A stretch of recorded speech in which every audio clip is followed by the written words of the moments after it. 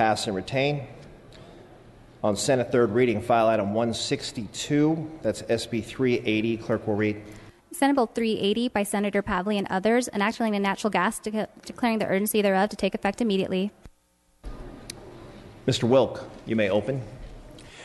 Thank you, Mr. Speaker and members, for hearing SB 380.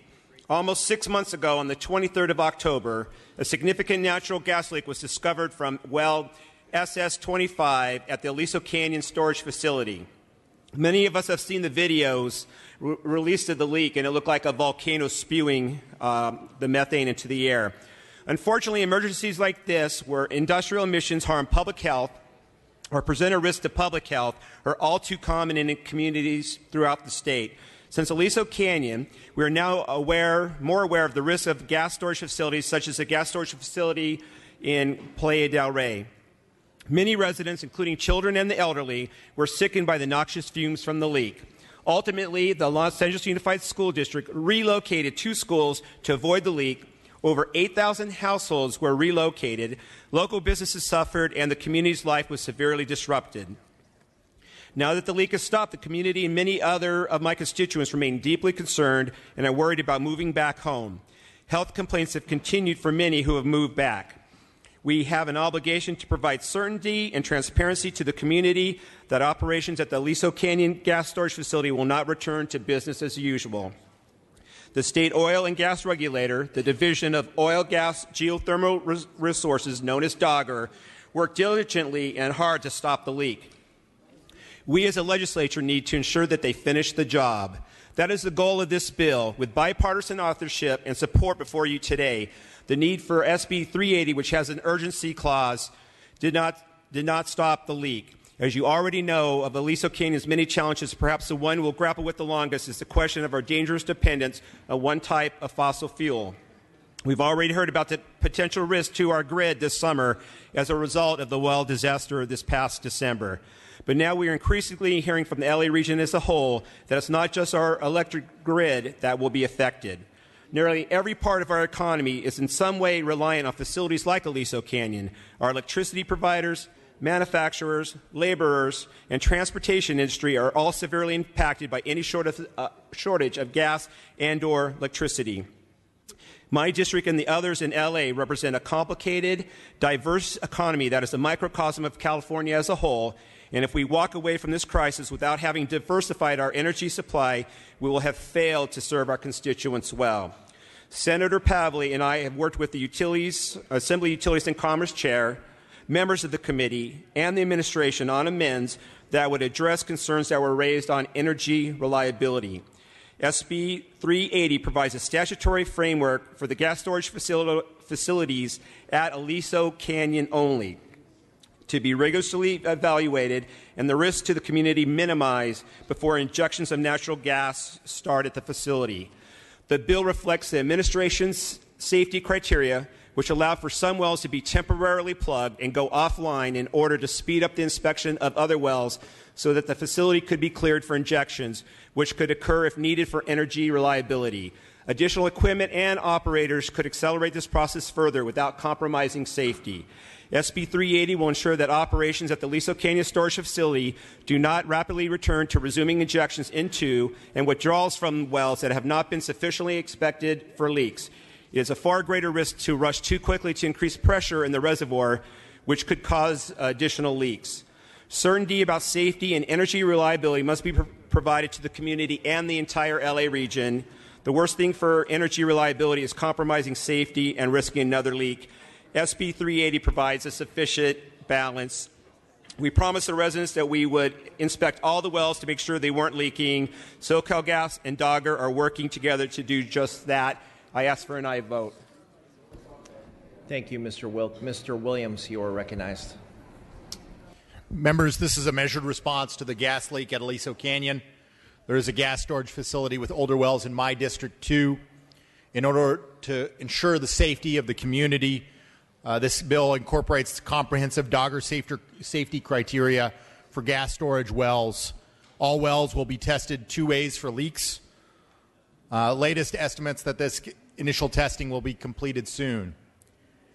This testing regime is proactive and helps make sure that aging wells, some over 80 years old, are safe to use or are shut down. We can't afford to risk to the public health or the environment from another uncontrolled leak at Aliso Canyon or elsewhere. I ask for your aye vote. Thank you, Ms. Williams. Mr. Patterson, you are recognized. Thank you, Mr. Speaker. Members, first of all, to the author, thank you. Appreciate the hard work and the diligence on this. As the Vice Chair of Utility and Commerce, I want to just raise a cautionary observation.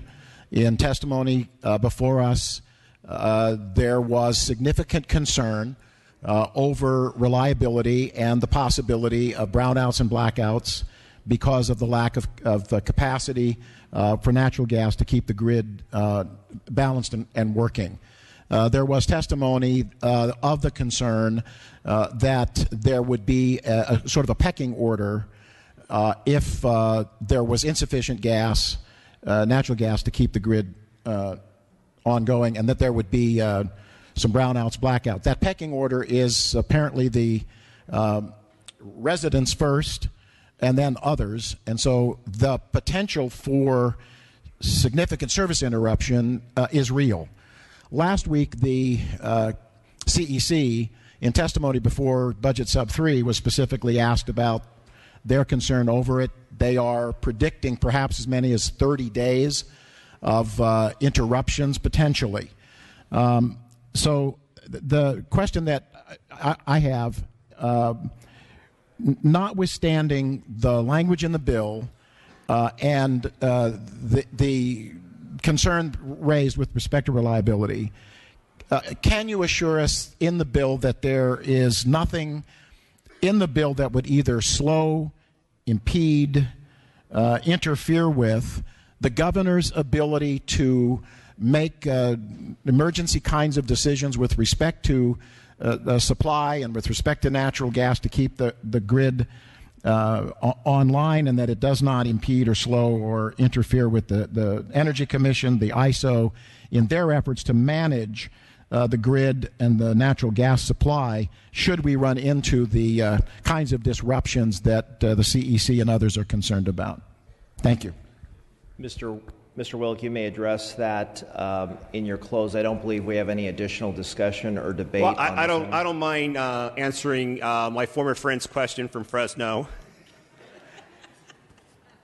No, and actually it is an important question because I don't believe that safety and reliability are mutually exclusive. The governor does have existing authority that he can choose to use under the California Emergency Services Act, the Public Resources Code, and his own authority. He can declare a state of emergency and allow injections and withdrawals from the Aliso Canyon facility if need be. It's clearly outlined in the Emergency Services Act in a Government Code Section 8558C. So yes, if there are concerns, the governor can act. Seeing no additional discussion or debate, Mr. Wilk, you may close if you wish. Thank you. Again, I urge an aye vote for this. Ledge Council has advised us that the governor does have the broad authority to ensure energy reliability. It's important to the 30,000 residents of Porter Ranch, 22,000 of them that had to be relocated, that they are ensured that this facility is safe, and we couple that with the guarantee of reliability. I ask for an aye vote. Thank you, Mr. Wilk. With that, clerk will open the roll. All members vote or desire to vote. So 2/3 vote members. All members vote or desire to vote. All members vote or desire to vote. The clerk will close the roll, tally the vote. Ayes 67, noes 1 on the urgency. Ayes 67, noes 1 on the bill. Measure passes with immediate transmittal to the Senate.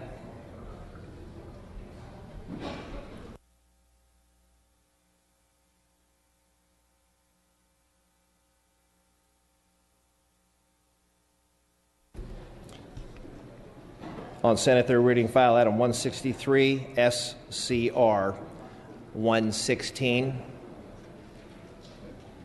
The clerk will read. Senate Concurrent Resolution 116 by Senator Mendoza relative to adult education. Ms. Lopez, you may open on the resolution. Members, please give your attention to Ms. Lopez. Thank you, Mr. Speaker and members. Today, pleased to present SRC 116. Recognize April 3rd through April 9th as Adult Education Week. Adult education is an important role in our communities because it gives the immigrants a way to be part of American society. And those quality programs made over challenging economic times provide jobs, training, and workforce development. Students can get a high school diploma or GED, improve their reading, writing skills, as well as a development of their career training skills. Adult education serves a great foundation for newly arrived immigrants, providing citizenship classes for English learners, which will be then one day became a citizen of the United States. Those opportunities and services help address that unique needs of individuals and communities in our state. I ask you for your aye vote and the first row to be open to all co-authors. Thank you, Ms. Lopez. Seeing no discussion or debate on this item, Ms. Lopez is asking the first roll be open for co-authors on the resolution. Clerk will open the roll. Members, this is for co-authors. Co-authors adding on SCR 116. Clerk will close the roll. There are 73 co-authors added. Without objection, we may take a voice vote on the resolution. All those in favor say aye. Aye. Opposed, say nay. The ayes have it. The resolution is adopted.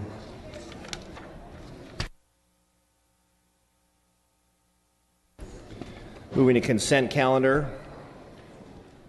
Does any member wish to remove an item from the consent calendar? Seeing and hearing none, the clerk will read the second-day consent calendar.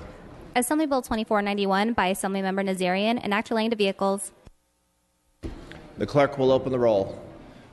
All members vote who desire to vote. This is the consent calendar. Members, all members vote who desire to vote. The clerk will close the roll. Clerk will reopen the roll. Clerk will close the roll. Tally the vote.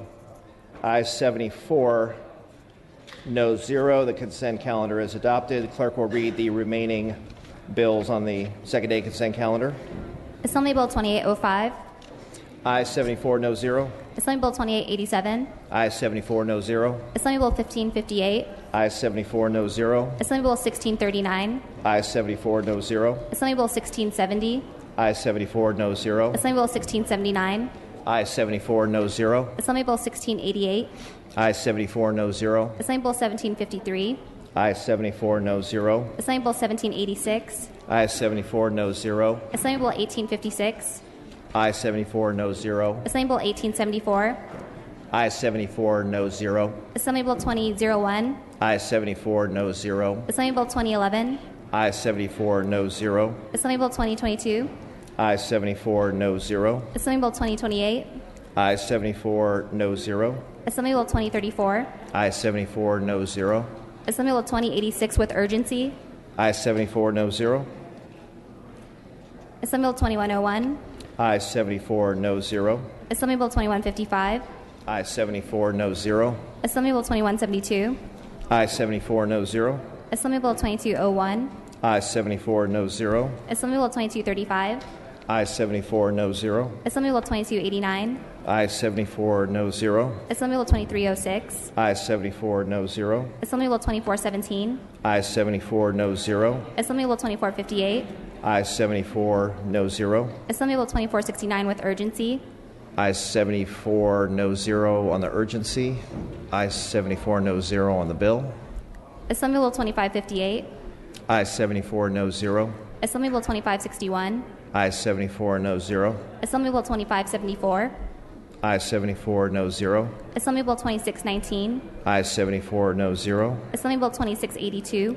Ayes 74, no 0. Assembly Bill 2739 with urgency. Ayes 74, no 0. Assembly Bill 2598. Ayes 74, no 0. Assembly Bill 1554. Ayes 74, no 0. Assembly Concurrent Resolution 149.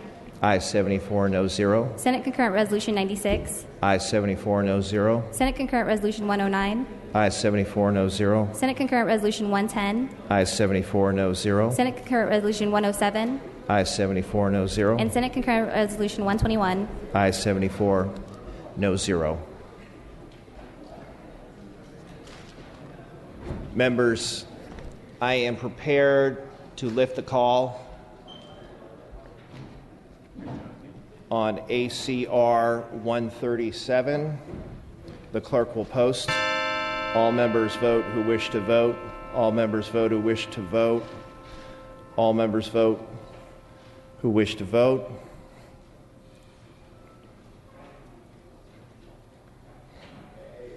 All members vote who wish to vote.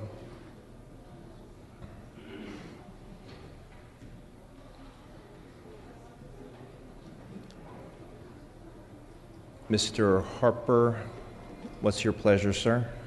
Mr. Speaker, it looks like today is the day that the orthodoxy of political correctness has prevailed over the memory of John Wayne in California. While most Mr. Harper, this is not an opportunity for additional comment on this item. What is your pleasure? The resolution requires 41 votes. You have 35. What is your pleasure? Well, fortunately, I believe that the citizens of California would respectfully disagree with this synonymous with America figure. Mr. I wish to Harper, lift the call. Mr. Harper, this is not an opportunity for additional comment. I'm going to have to ask you, what would you like to do with the bill, Mr. Harper? What would you like to do on the resolution? I apologize. I had just said that I asked to lift the call. Yeah, I did. I apologize. Close the call. The call has been lifted. I'm prepared to close the roll, Mr. Harper. We will close the roll. Ayes 35, noes 20. Resolution fails.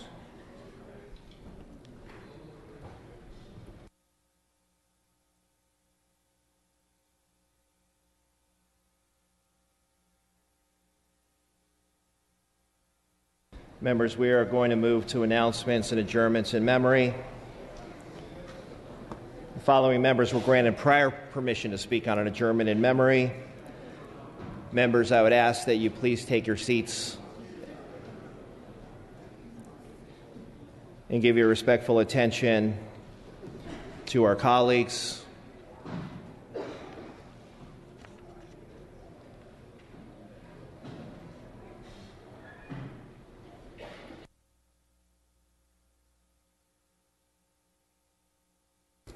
Members, please take your seats. Please give your attention to Mr. Lackey. Mr. Lackey, you are recognized for your adjournment in memory. Thank you, Mr. Speaker. I rise to adjourn in memory of Ray Billett, who passed away on April 21st. He was an Antelope Valley native, and Ray was a farmer his whole life. He operated the popular Blum Ranch in Acton, California, with his wife and high school sweetheart, Elizabeth Blum Billett. The Billets sold most of their crops directly to customers from an old wooden barn on their 125-year-old ranch. They would hire anywhere from 10 to 40 helping hands depending on the season. Ray was a very active member of the community also. He served as an Acton Community Club president, a Boy Scout assistant scoutmaster, and Acton Town Council member. He also represented other Antelope Valley farmers as a state and federal peach marketing board member. He'll be greatly missed by his wife, children, and grandchildren, and I ask that you join me in adjourning in the memory of Ray Billett. Thank you, Mr. Lackey.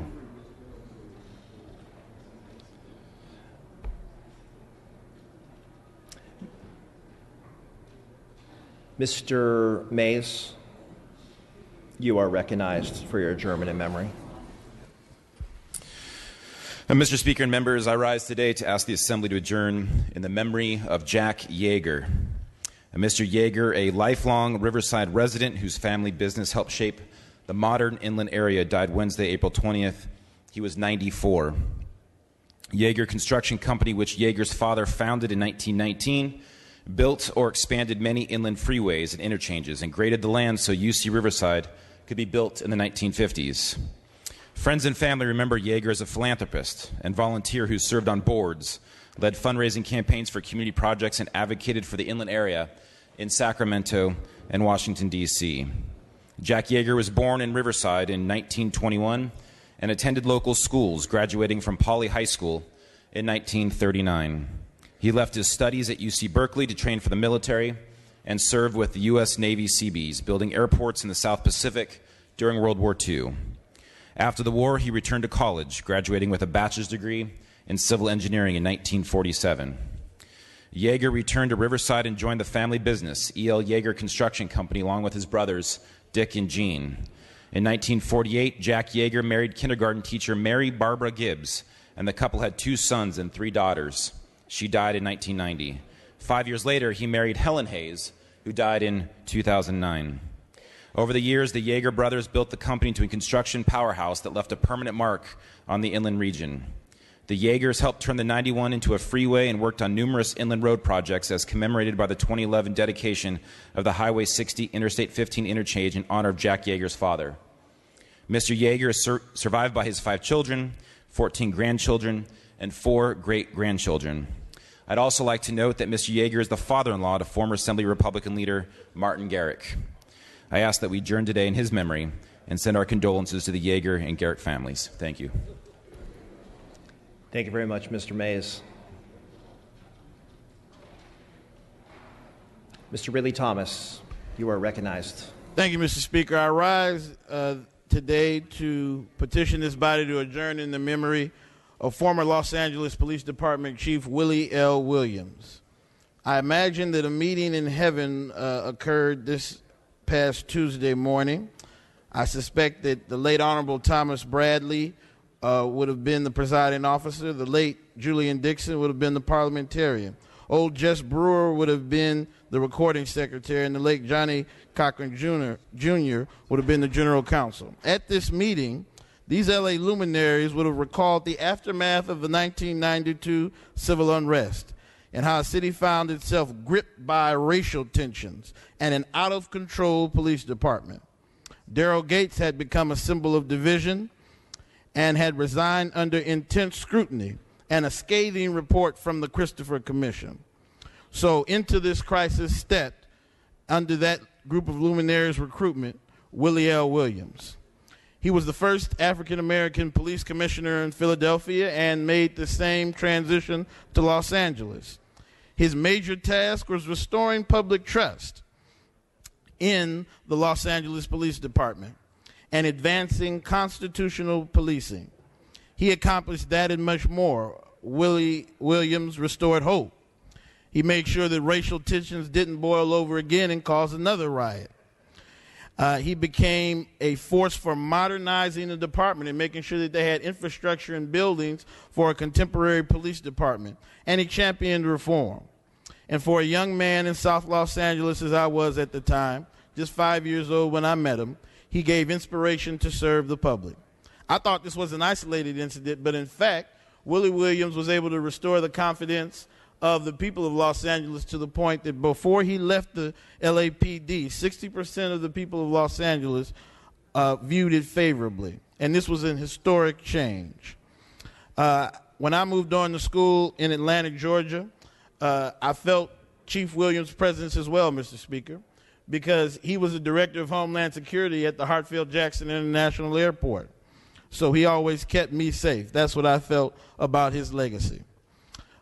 Back to that meeting at the gathering of luminaries up in heaven, I think Mayor Bradley, Congressman Dixon, Police Commissioner Brewer, and Attorney Cochran decided to call the roll for the end of watch of Willie L. Williams, a life well lived, a life of purpose, a life of meaning.